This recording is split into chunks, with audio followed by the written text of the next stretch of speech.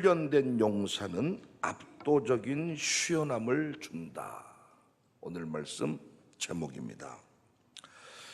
오늘 본문은 평생에 시를 많이 지었던 다윗이 죽기 전에 자신의 삶을 간증시 형식으로 고백하고 있는 그런 내용입니다.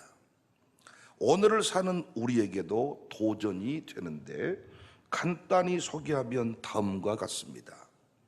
간증의 내용 첫 번째는 나는 높이 세워진 자입니다. 1절에 이는 다윗의 마지막 말이라 이새의 아들 다윗이 말하며 높이 세워진 자 그랬죠? 하나님의 은혜로 왕이 되었고 높아졌습니다. 두 번째 간증은 나는 기름 부음 받은 자입니다. 1절 하반절에 야곱의 하나님께로부터 기름 부음 받은 자 그랬습니다. 성령의 도우심으로 살았습니다. 세 번째 간증 나는 노래를 잘하는 자입니다. 이스라엘을 노래 잘하는 자가 말하노라. 1절에 하반절 보시면 여기서 노래는 예배 중 부르는 찬양을 말합니다. 그러니까 다윗은 전쟁에서 이기는 것보다 예배를 더 좋아했던 사람입니다. 여러분과 저의 간증도 나는 예배를 사랑했던 사람입니다. 예배의 능력을 알고 살았던 사람입니다. 이런 간증이 꼭 남겨지기를 바랍니다.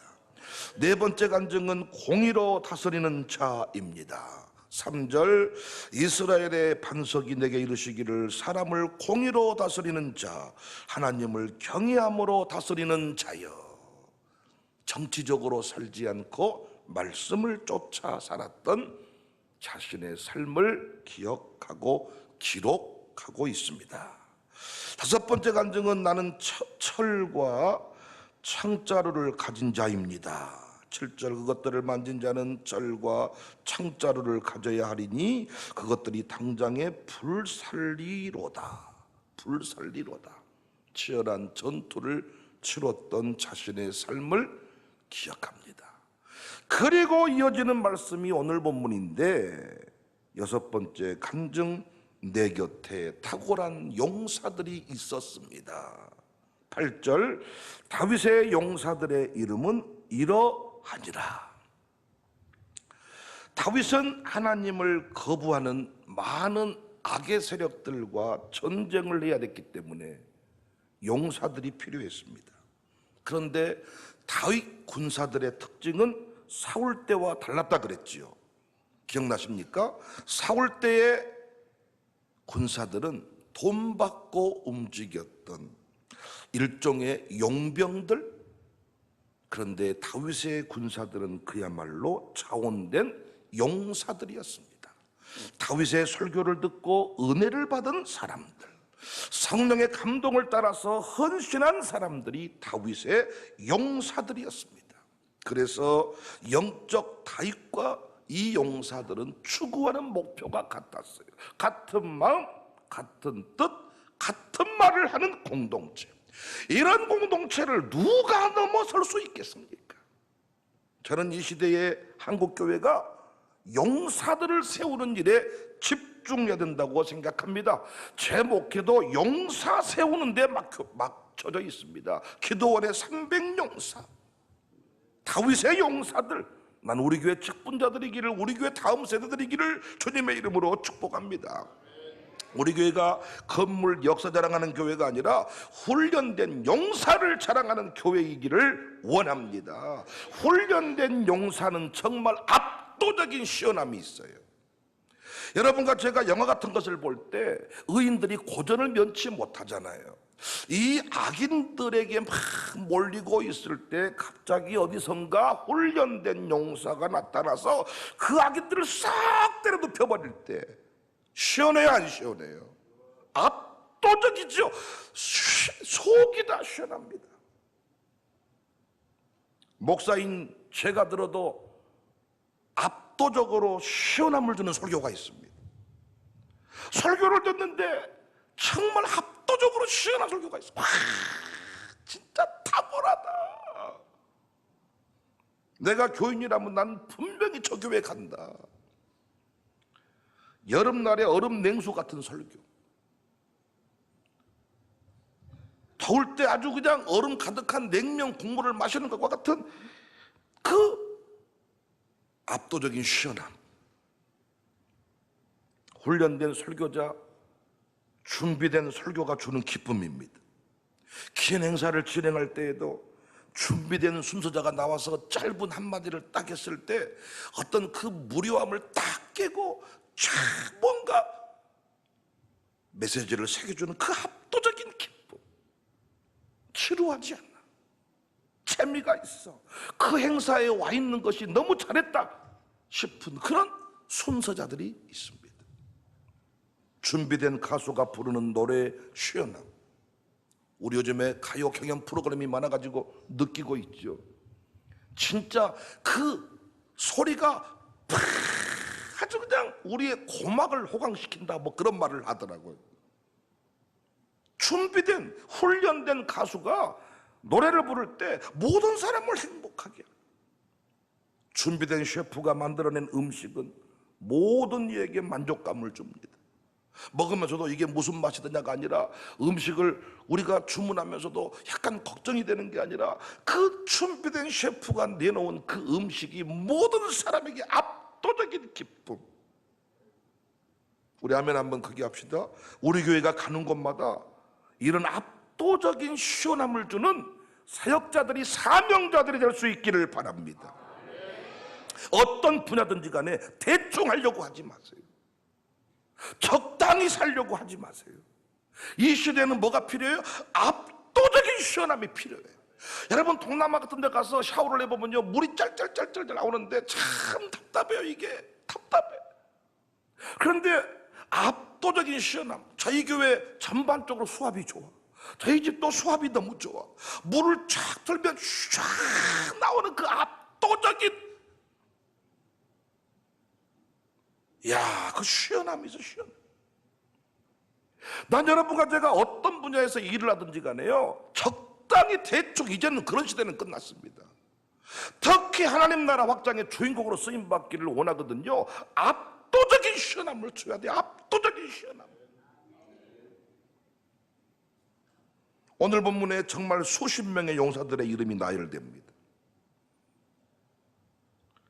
간단히 제가 소개를 좀 해볼 테니까 여러분, 모델을 좀, 여러분이 본받고자 하는 모델을 좀 찾아보시기를 바라요. 3인, 3인, 그리고 나머지, 이런 식으로 좀 구별이 되어 있거든요. 이들의 공통점은 뭐냐? 적이 아무리 많아도 도무지 그 숫자를 두려워하지 않는다는 거예요. 진짜 우리가 드라마 같은 영화 같은 거 볼 때 그 악인들의 숫자가 아무리 많아도 훈련된 사람이 쫙 나가서 착착착착 싸울 때 그 압도적인 기쁨이 있잖아요. 속이 다 시원. 근데 이 싸움을 못한 놈이 나타나가지고 한 2명 때려 눕히고는 또 지가 또 얻어맞을 때 저 새끼는 싸움도 못하네 저거. 여러분, 드라마 보실 때 그냥 마음을 다해 보시지 않나 봐요. 저는 드라마나 영화 같은 거 볼 때 혼자 흥분하거든요. 그 드라마의 감정을 그대로 이입하면서 저 새끼 저쪽 봐.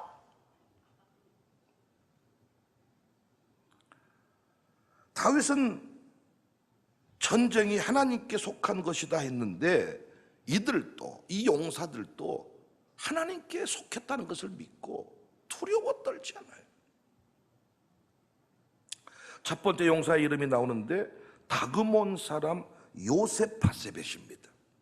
8절에 다윗의 용사들의 이름은 이러하니라. 다그몬 사람 요셉하세벳이라고도 하고 에센 사람 아디노라고도 하는 자는 군 지휘관의 두목이라. 그가 단번에 800명을 쳐 죽였다. 혼자 800명을 쳐 죽였어요. 한 사람이 많은 사람을 죽인다는 게, 여러분 영화 같은 거 보면 막 한 사람이 많은 사람 죽이잖아요.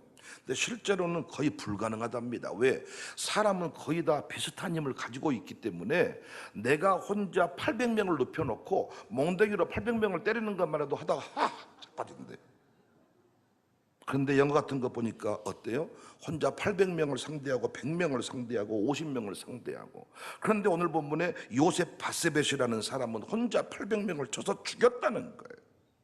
그래서 제가 압도적인 시원함을 준다 이런 표현을 쓰는 겁니다. 압도적이야. 8명 때려 눕힌 게 아니라 800명을 때려 눕혀버리는 거예요. 여러분, 우리는 죄의 능력을 공급받아 살고 있기 때문에 1대 8천, 1대 8만, 1대 800, 1대 80 감당할 수 있다는 사실을 믿으시기를 바랍니다. 한 사람도 감당 못해서 쩔쩔매는 사람이 아니라 1대 800, 1대 8만 훈련된 용사는, 은혜 받은 용사는 이런 일이 가능하다는 거예요. 난 우리 교회 양육사들이 1대 800의 용사가 될 수 있기를 바랍니다. 8명도 감당 못해가지고 시험 들고 삐치고 토라지고, 한 사람은 삐치고 한 사람은 토라지고 한 사람은 시험 들고 한 사람은 떠나고 한 사람은 뭐 집에 방황하고 있고, 8명도 감당 못해서 마지막 연말에 결산해 보니까 8명 맡겨줬더니 1명이나 남았나? 아니 80명 800가정을 맡겨줘도 일사불란하게 치유할 수 있는 압도적인 양육사가 되시기를 주의 이름으로 축복합니다. 두 번째 내용을 보니까, 용사의 내용을 보니까 도대의 아들 엘르아살입니다.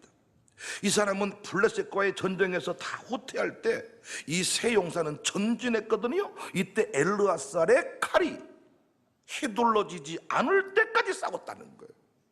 9절입니다. 그 다음은 아우아 사람 도대 아들 엘르아살이니 다윗과 함께한 세 용사 중에 한 사람이라 블레 사람들이 싸우려 거기에 모임에 이스라엘 사람들이 물러간지라. 세 용사가 싸움을 도두고 그가 나가서 손이 피곤하여 그의 손이 칼에 붓기까지 블레셋 사람을 치니라. 그날에 여호와께서 크게 이기게 하셨으므로 백성들은 돌아와 그의 뒤를 따라가며 노력할 뿐이었더라. 도망갔던 백성들이 다시 돌아와서 블레셋을 쳐서 전쟁에 이기게 된 겁니다. 한 사람 싸우다가 도망가 버린 게 아니라 그의 손이 더 이상 움직일 수 없을 때까지 싸워서 다 쳐서 이겼다는 거예요. 세 번째 용사는 삼마입니다. 11절에 그 다음은 하랄 사람 아기의 아들 삼마라. 블레 사람들이 사기가 올라 거기 녹두나무가 가득한 한쪽 밭에 모임에 백성들은 블레 사람들 앞에서 도망하되 그는 그 밭 가운데 서서 막아 블레 사람들을 친지라. 여호와께서 큰 구원을 이루시니라. 녹두밭에서 블레셋 사람과 싸움이 붙었을 때 이스라엘 백성은 도망가는데 혼자 막아서 블레셋을 쳐버린 사람이 삼마입니다. 멋져요, 멋져요, 멋져요. 이 세 사람의 공통점은 뭐예요?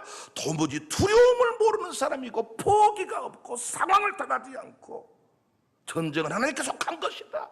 다윗의 고백처럼 같은 마음, 같은 뜻, 같은 말을 하는, 여러분, 이런 사람이 우리에게 장로님이고 이런 사람이 우리에게 직분자라면 무엇이 두렵겠습니까? 여러분, 예를 핑계대고 도망가 버린 게 아니라 어떤 자리든지 간에 우리 목사님 가는 곳은 내가 동행하시, 함께 싸워서 영적 전투 승리를 이룰 수가 있습니다. 무엇이 두렵겠습니까? 교회는 그래서요 건물 자랑하는 거 아니에요.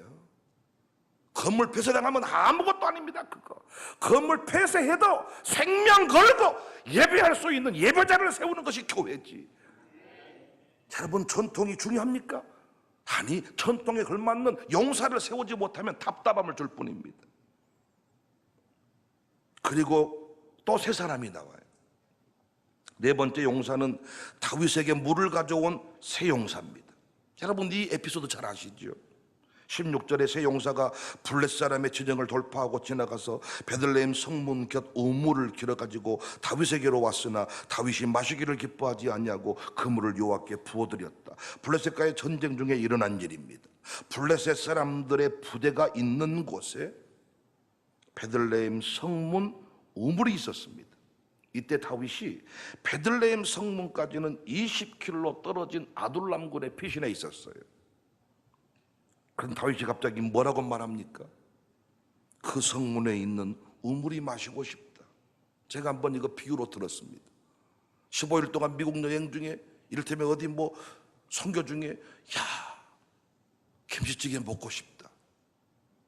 야, 물 마시고 싶다. 고향에 대한 그리움이 있는 거죠. 그냥 다윗의 사사로운 바램일 수 있습니다. 이렇게 그냥 한마디를 했어요. 그런데 이 세 용사가요, 다윗의 그 말을 듣고 20km가 넘는 길, 20km도 중요하지만은 블레셋 적진이잖아요. 다른 것도 아니고 물 먹고 싶다고 했더니 블레셋 사람의 적진에 들어가서 그 우물에서 물을 가지고 돌아왔어요. 다윗이 감동을 받았습니다. 그래서 이 다윗이 세 용사가 가져온 물을 피와 같아서 마실 수가 없다 했고 하나님께 바쳤습니다. 17절 이르되 여호와여 내가 나를 위하여 결단코 이런 일을 하지 아니하리이다. 이는 목숨을 걸고 갔던 사람들의 피가 아니니까 하고 마시기를 즐겨하니 아니하니 세 용사가 이런 일을 행하였더라. 여러분, 훈련되지 못한 직분자가 그 지도자 뒤에서 수군수군 되는 그 모습이 있는 반면에 지도자가 살아있어야 우리도 살아있다는 그런 마음을 가지고 물 먹고 싶다고 해도 달려가서 세 용사가 물을 길러왔다. 정말 훈련된 용사로부터 느껴지는 그 압도적인 시원함이 있지 않냐고요. 섬기기는 섬기는데 뭔가 섬기는 것도 아니고 뭔가 대대 해가지고 뭔가 좀 지 맘에 들면 또 이러고 좀 아니면 또 이러고 뭔가 더운 것 같기도 하고 안 더운 것 같기도 하고. 여러분이 속으로 뭔 말하고 있는지 알아요? 지도자가 다윗 같아야지라. 피착 안에 압도적인 시원함이 없어. 여기 세 용사의 이름이 요압의 동생 아비새고 분하야고 마지막 한 사람은 무명으로 이름이 나오지 않거든요. 그러니까 앞부분에 그 세 용사 또 중요한데 물 길러 왔던 세 용사도 기록한다고요. 그리고 24절 이하에 30명의 용사가 또 나옵니다. 사랑하는 여러분, 어떤 느낌이십니까? 여러분은 어떤 장로님이 대표 기도를 했을 때 정말 성령에 붙들려서 대표 기도를 쫙 할 때 그 압도적인 시원함을 느껴본 적 없으십니까? 찬양 사역자가 찬양을 쫙 했을 때 그 자리에 맞는 노래를 쫙 불러들을 때 느껴지는 그 압도적인 시원함 경험한 적 없으시냐고. 목사가 들어도 와 진짜 너무 멋진 설교가 있어. 그 자리가 어떤 자리인 줄 알고 오는 말씀에 감동을 받아서 온 설교죠.